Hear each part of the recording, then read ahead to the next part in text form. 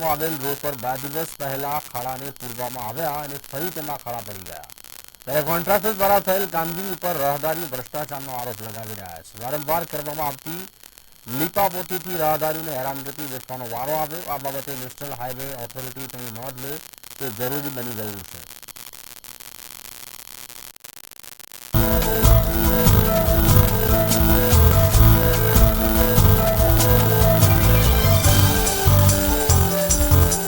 છોટાઉદેપુર થી आज state highway Alirajpur ने जोड़तो छे। ए स्टेट हाईवे पर અત્યારે જે પુલો આવેલા છે પુલો પર એટલા બધા ખાડા પડી ગયા છે।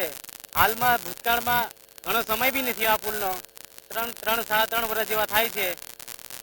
આ 3.5 વર્ષની અંદર આ જે કામગીરી થઈ છે જે કોન્ટ્રાક્ટર દ્વારા એ બેદરકારી બહુ ખરાબ બેદરકારીથી કામ કર્યું છે।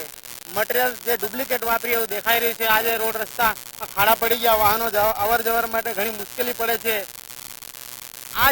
આ સરકારની જે જે મૂકેલા માણસો છે જે વહીવટી વિભાગના એ કોઈ ધ્યાન આપતા નથી એવું લાગી રહ્યું છે। એટલા માટે આ જે ખાડાની અંદર આ જે વાહનોને જે અથડાય છે એને ભોગ બની રહ્યા છે। એટલે હું બહુ વિશેષ કહેવા નહીં માંગતો, પણ સરકારની અંદર બેઠેલા જે અધિકારીઓ છે કર્મચારી આના પર ખૂબ ધ્યાન રાખીને કાળજી રાખીને કામ કરાવવું જોઈએ। હલકી કક્ષાનું એટલે તમે જવા દો ને વાત, હલકી કક્ષાનું વાપરે પાણી ચાલુ હોય એમાં એ લોકો અત્યારે કામ કરાવતા હોય ને ઉખડી જાય, તરત પાણી પડી જાય ને ઉખડી જાય। હલકી કક્ષાનું મટીરિયલ હોય એટલે ઉખડી જ જવાનું છે।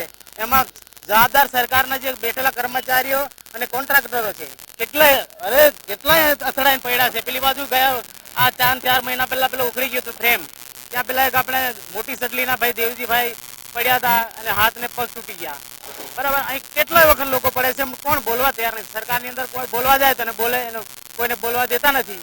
એટલે માણસો અત્યારે ચાલુ સરકારની અંદર કોઈ એ લોકો જ કોઈ બોલતા નથી કે ભાઈ પોતાની સરકારમાં પોતે એક્શન નહીં લઈ શકતા। એટલે વધારે બહુ કહેવા જેવું નથી। હવે લોકો જાણે જ છે, પબ્લિક ખબર જ છે કે શું થઈ રહ્યું છે।